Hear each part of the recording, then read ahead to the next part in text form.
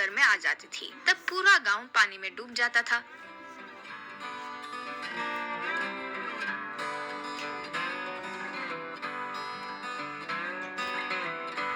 पानी में जाने के बाद लोग वापस बाहर आते थे। इस गांव में सिकंदर नाम का एक युवक रहता था। वो एक चावल के गोदाम में मजदूरी करता था।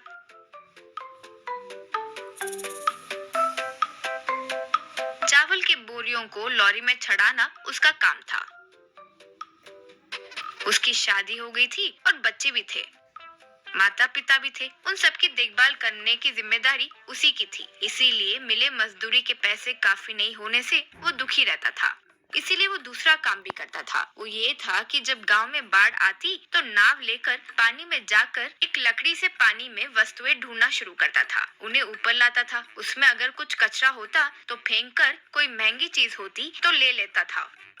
इस तरह उसे पैसे, सोना, ऐसे कुछ अच्छी चीजें मिल जाती थी। वो मेहनत से ढूंढता था,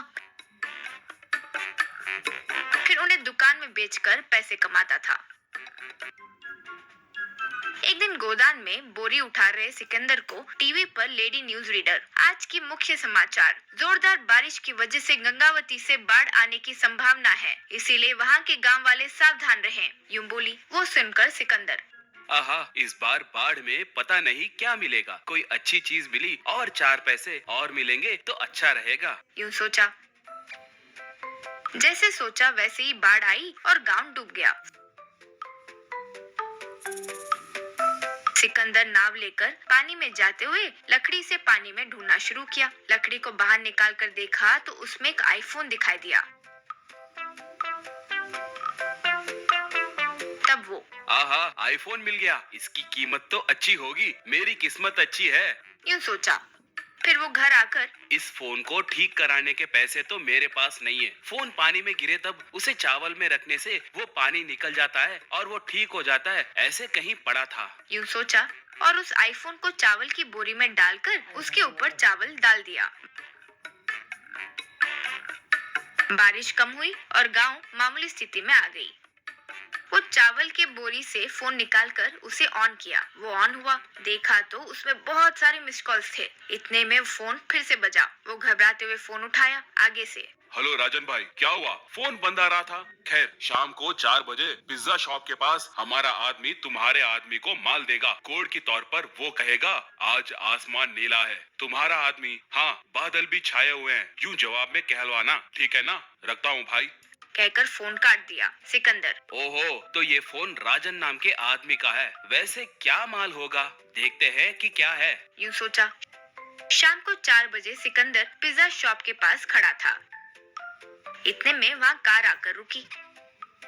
उसमें से एक आदमी सूटकेस लेकर उतरा और सिकंदर के पास आया।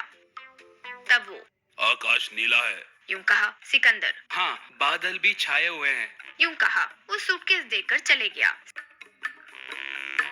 सिकंदर घर आकर सूटकेस खोलकर देखा तो उसमें हीरे थे। बाप रे, हीरे, इसके क्या दाम होंगे? यानी ये बड़े स्मगलर से लगता है। वो राजन भाई बड़ा डॉन है लगता है। उसके हाथ आ गया तो मुझे जीने नहीं देगा। यूं सोच रहा था कि फोन बजा।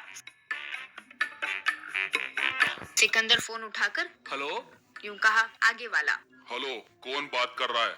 यूं पूछा। सिकंदर, मुझे फोन मिलाकर कौन बात कर रहा है यूं पूछ रहे हो? तुम कौन हो? यूं कहा। तब वो, ये तुम्हारा फोन नहीं है, मेरा फोन है। मेरा नाम राजन है। यूं कहा। बस सिकंदर की दिल की सांसें रुक गई। तब वो, भाई, मेरा नाम सिकंदर है, मुझे माफ करो भाई, ये मेरा फोन नहीं है, ये मुझे पानी में मिला भाई। अभी कोई फोन मिलाकर हीरे भी देकर गया है, वो मेरे पास ही है भैया। मैं हाथ जोड़ता हूँ, मुझे कुछ मत करो। आपका फोन आपको दे देता हूँ, आपके हीरे भी दे देता हूँ। आप जहाँ आने के लिए बोलोगे वहाँ आऊंगा भाई, यूं कहा। राजन, तुम्हें आने की जरूरत नहीं है, मैं ही तुम्हारे पास आऊंगा। तुम्हारा एड्रेस बोलो, यूं कहा। सिकंदर ने एड्रेस दिया। थोड़ी देर में उसके घर के सामने एक हेलीकॉप्टर आकर उतरा।